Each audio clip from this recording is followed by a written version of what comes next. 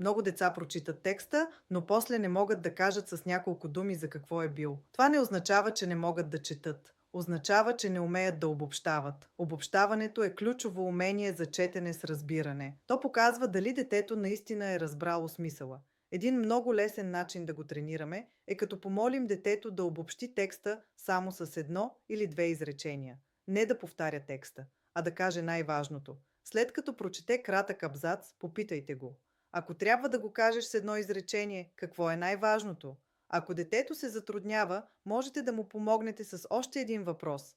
За какво беше този текст най-вече? В началото отговорите може да са по-дълги или неясни. Това е нормално. С практика детето започва да подрежда мислите си и да извлича същината. Когато детето може да обобщи текста с едно или две изречения, това означава, че разбира какво чете, а не просто произнася думите.